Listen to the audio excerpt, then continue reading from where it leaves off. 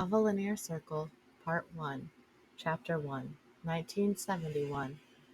It's not so bad, Lily says. Severus tries to smile for her, but even he knows that it's a miserable failure. You don't know what it's going to be like. And you haven't been here before. You just have your mum's nonsense to go by, Lily returns, grinning at him. She's been right about everything else, Severus mutters. Yeah, but I was flying before I got a wand, and you weren't, so there. Lily shoves the book into his hands and skips off when the Gryffindor prefect named Pruitt waves for the straggler to hurry up. Severus watches her go and sighs before he joins the others heading downstairs. Malfoy greeted him, but that had been the words of someone who did it because they were supposed to, not because they meant it. Severus is good at watching out for those, he thinks. Maybe Lucius Malfoy is just very bad at it. Severus decides to reserve judgment. He's only known the older kid for an hour. It takes him almost as long to realize that he hates the dormitories. The bed is fine and the dungeons are fine, but the other boys in his room could stand to go drown in the lake outside. He waits until the curtains are closed around each bed before he grabs the book Lily gave him and creeps back out into the common room, which is thankfully empty. Severus is not used to sleeping well, not when he spends half the night listening for his father to go to sleep before he dares to relax. Lily asked him once, on promise of complete secrecy, if Severus is afraid of his father because of private things. Severus was so surprised by the question that he honestly answered no. He just didn't like being a Burke's random drunken punching bag. Then he got to be indignant that Lily thought he was afraid of his dad. He is, actually, even if he'll never admit it out loud. Not even magic will stop Tobias Snape. Not when his mum was dumb enough to tell his father that everything about magic, including the rules, so he wouldn't immediately run off for a divorce when she finally confessed that she was a witch. Severus had firmly put that down as dating rule number one. Only date other witches or wizards, or whoever it was he decided he liked. If he liked?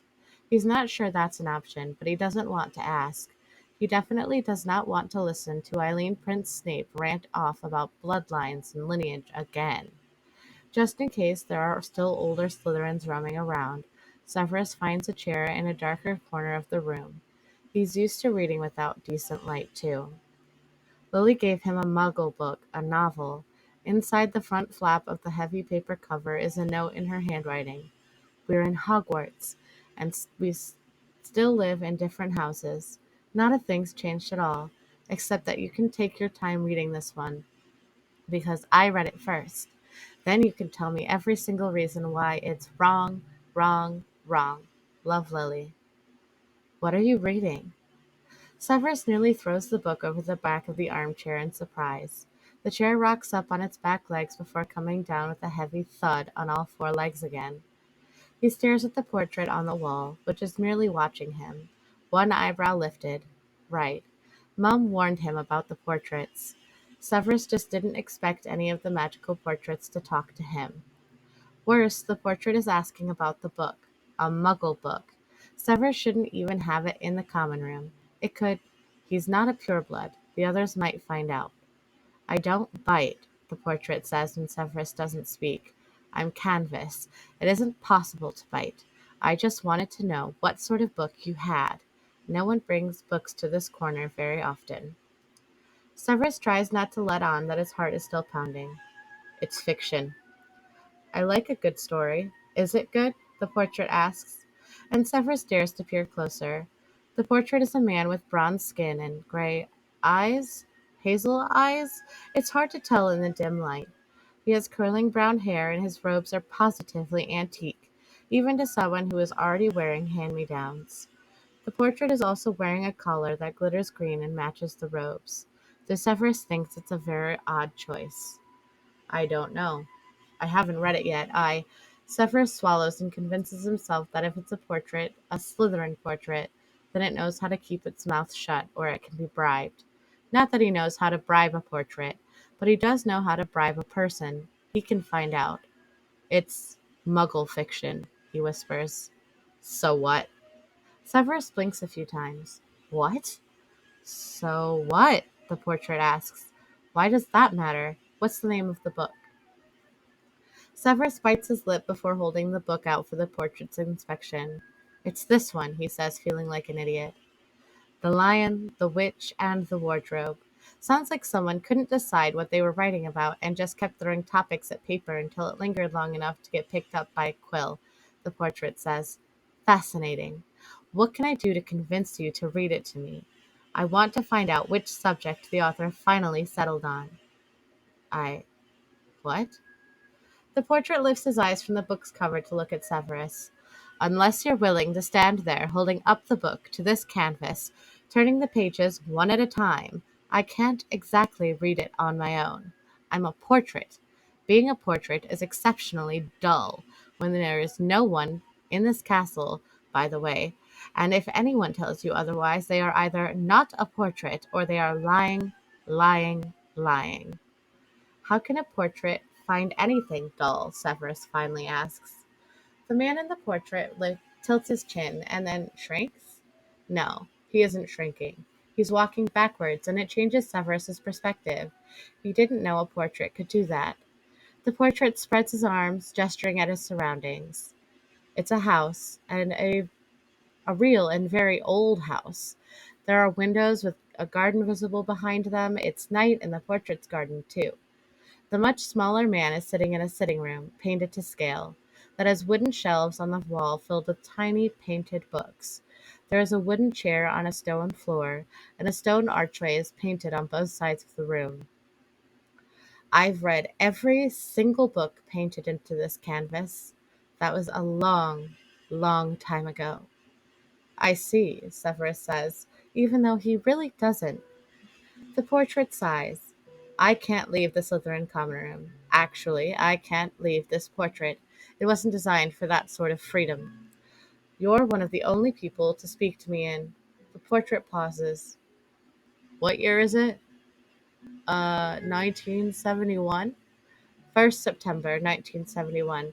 10 years since someone decided I was worth speaking to beyond random bits of acknowledgement, and that usually does not last long. When Severus says nothing, the portrait sighs. Go. Back to your dormitory. Go to bed. Severus is so used to obeying an adult speaking in that tone that he does so without a question. He's already climbing back into bed, tucking Lily's book under his pillow, when he realizes he didn't say anything at all. It takes him a week to muster up enough courage to return to that dark corner of the common room with the Muggle book. He hasn't been able to read a word of it. It also takes that long for the room to be free of other spying Slytherins. But Severus is honest with himself. The delay is mostly him. When he creeps over to the corner the next Wednesday evening, the man is about half size, at least from Severus's perspective. He's seated in the chair, which is propped back on its rear legs while the man holds it in place with his boot pressed against the wall. Something black that also glitters like green gold is twining around his hands. Hello, tiny Snape. Severus almost drops the book. I never told you my name, he says defensively. No, but I have ears. I've heard others in this room use that name to gain your attention. Okay, it's a fair point. What's your name then? Severus asks. The man frowns. No one has asked me for my name in 100 years. That's really stupid. And rude, Severus adds. You get used to it after a while, the portrait says. Severus thinks the man is lying. No one gets used to being ignored. My name is Nizar Slytherin, Tiny Snape. Salazar is my older brother. Severus gapes at the painting. I didn't know Salazar Slytherin had a brother. I imagine there is a lot about Salazar that no one knows, chooses to remember, or wishes to discuss at all, Nizar mutters. Besides, I'm stuffed into a corner. How is anyone supposed to know that I exist? I I guess they wouldn't. There should be a nameplate on the bottom of the frame. I can't exactly peer out of here uh, and see if it's still there, Nazar says. Severus double checks to make sure the room is still empty before he whispers, Lumos, and holds his wand close to the portrait's aged, heavy wooden frame. There is a plaque, he tells the portrait. The first letter, the N, that's still here. But maybe a blasting hex, he guesses? Slytherin is still visible, though. People should know about you. I wasn't a founder. The first generation of teachers never really get mentioned in the history books. Nazar says. It's a shame, really. We did as much work as Helga, Godric, Rowena, or Salazar. But the way scribes jabber on, you'd think four magicians taught several hundred children every year all by themselves. You're amazing, Severus says, and then flushes with embarrassment. He hadn't meant to say that out loud. Thank you, Nazar replies, and he doesn't sound sarcastic, cruel, or uncaring about it at all. He says it the way Lily does, like he means it. I'm afraid I am otherwise not that useful or interesting. I remember my brother. I remember teaching. But portraits, I think we're not meant to remember 1,000 years, tiny Snape. Severus. My name is Severus. Nazar isn't trying to be rude, but Severus isn't tiny. Severus. Mutilated Latin. To sever. Nazar looks thoughtful. I think I think I knew a magician with that name once, but I don't recall much. I do remember he was very talented. Perhaps you will share in that trait. Severus blushes again. I want to, he admits. I want to be great. I want. He wants his mother to look at him as something other than a mistake. He wants Lily to understand him. He desperately wants Petunia to leave him the bloody hell alone. I'll make you a deal, the portrait says. It's interesting the way his speech patterns shift back and forth between the way kids in Hogwarts talk now and the way they might have spoken hundreds of years ago. You may come and speak to me whenever you want. I don't pass on secrets, Severus Snape. No one notices I exist most of the time. Who would I even tell? Why are you offering me that? This has to be a trap. It's always a trap. This is the most anyone has talked to Severus since the sorting, aside from Lily. They can only manage stolen moments between classes, or evenings out on the grounds when they can be away from other students who say terrible things about house traitors. They're both trying. He is trying, but Severus really hoped Lily would be in Slytherin too.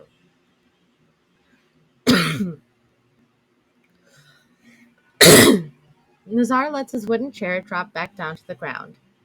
Unlike Severus's incident with his chair last week, that one makes almost no sound.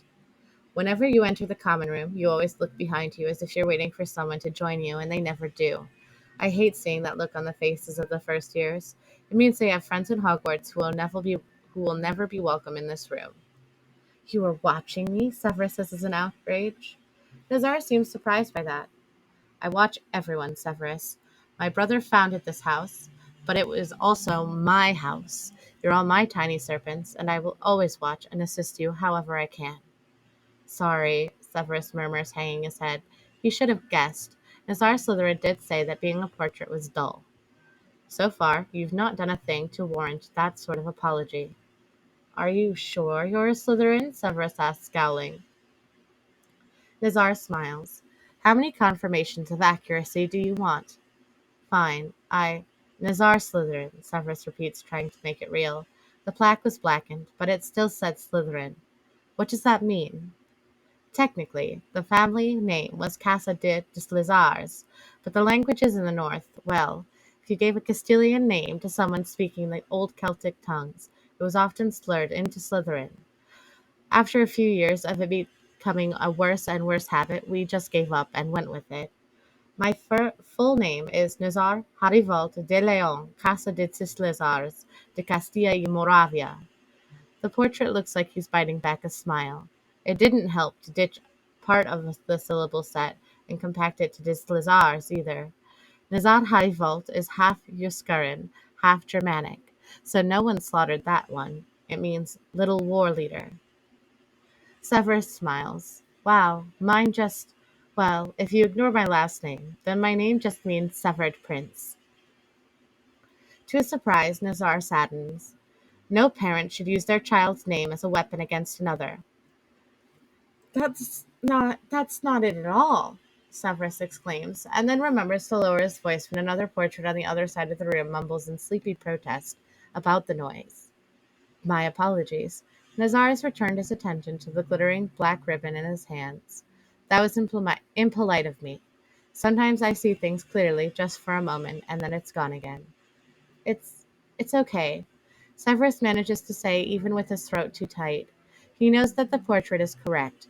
He just didn't want to hear someone else confirm what he suspected for the last 2 years.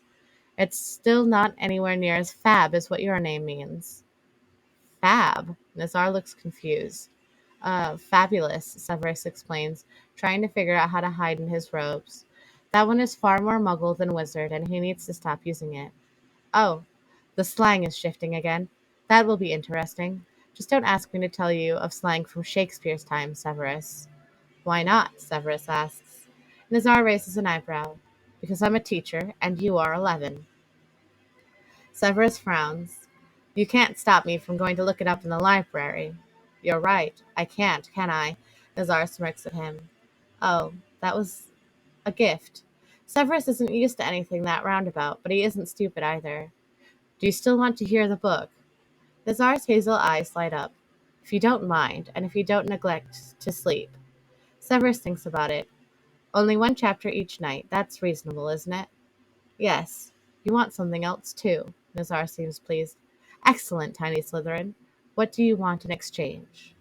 Severus lowers his eyes. This might be asking for too much. My only friend is a Gryffindor. I don't have any friends in Slytherin because I won't stop being friends with her. Would you would you talk to me like you said last week? That isn't really a balanced bargain. Hold on. Nazar stands up and walks forward so that the perspective shift makes him look larger again. It's really, really fab. Interesting to watch. That's not a ribbon, Severus whispers in delight. That's a snake. Her name is Kanza. Nazar holds out his hand so that Severus can get a good look at the black snake twining around his fingers. She has a black belly with gray stripes at each junction of her belly scales, and her eyes are oval hints of pale green paint. Otherwise, she is solid black except for that odd green gold glittering layer. Hey, she was around your neck last time, Severus blurts out and then feels stupid again. Nazar nods. She was. It's her favorite place, not least of which because it means she is mistaken for jewelry. Vipers like to be underestimated.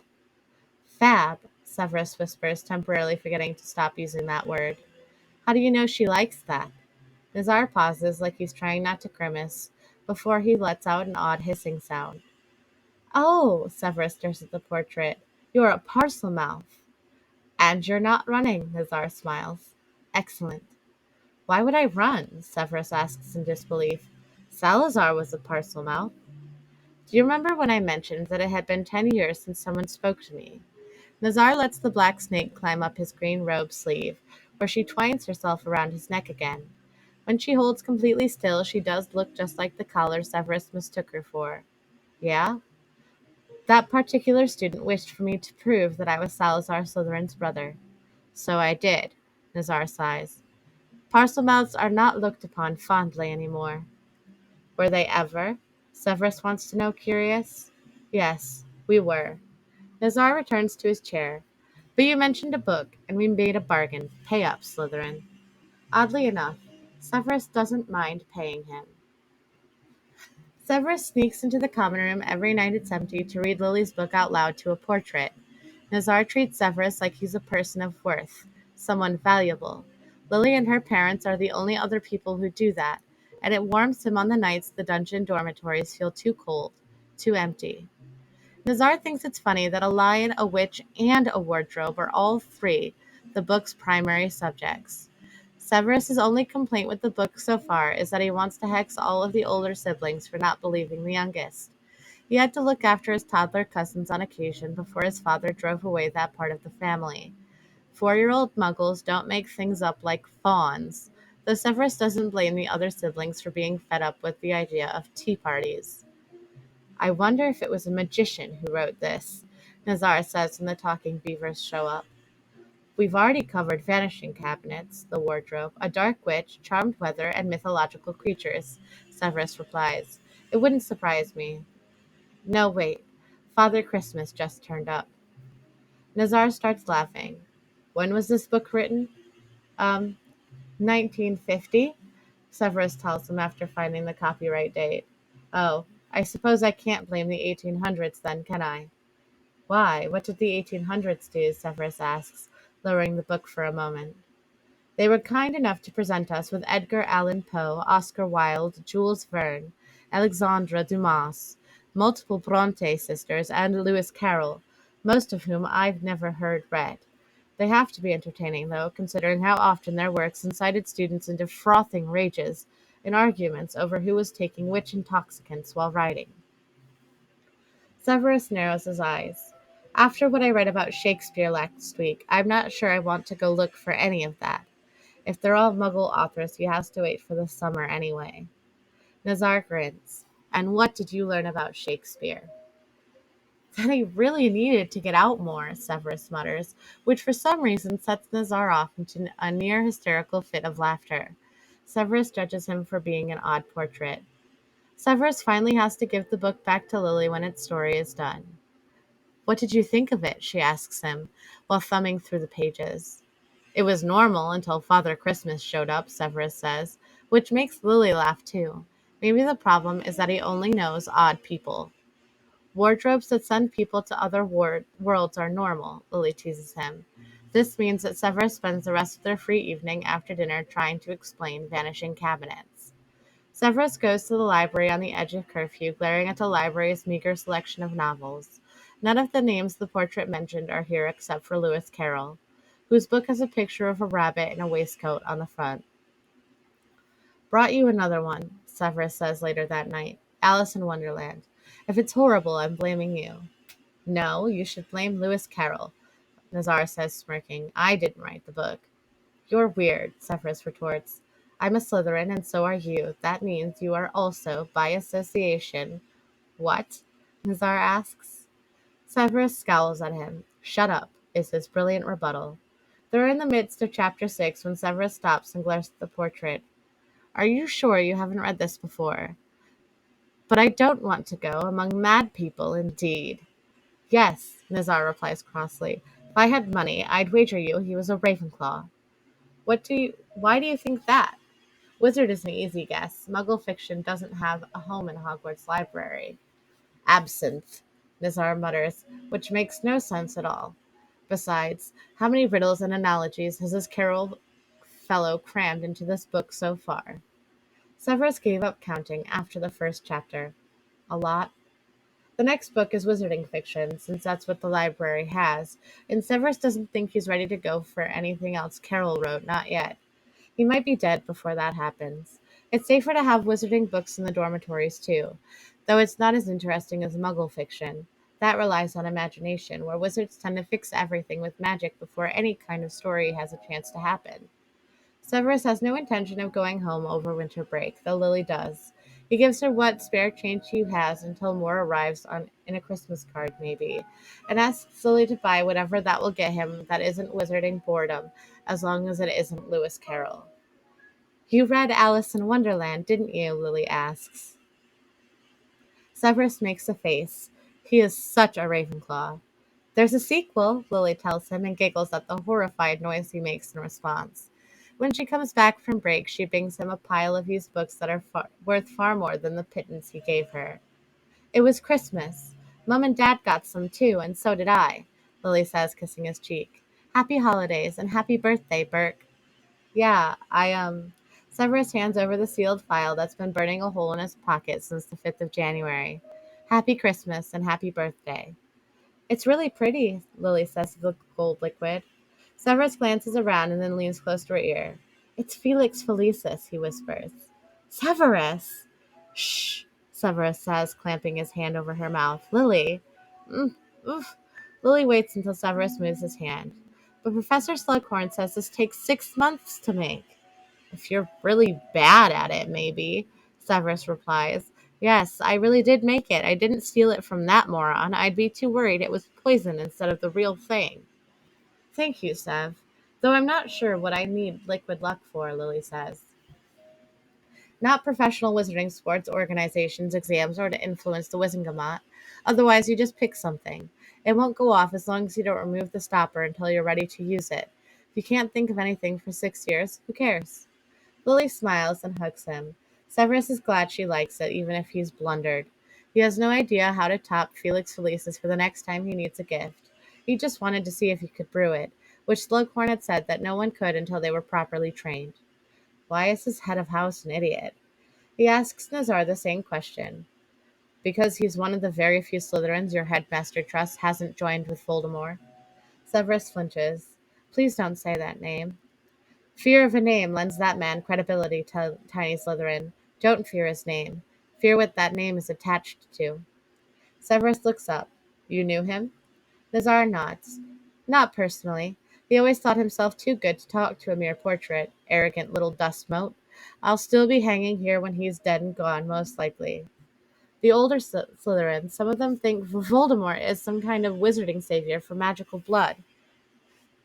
Nazar rolls his eyes. They said the same of Grindelwald, and look how well that turned out.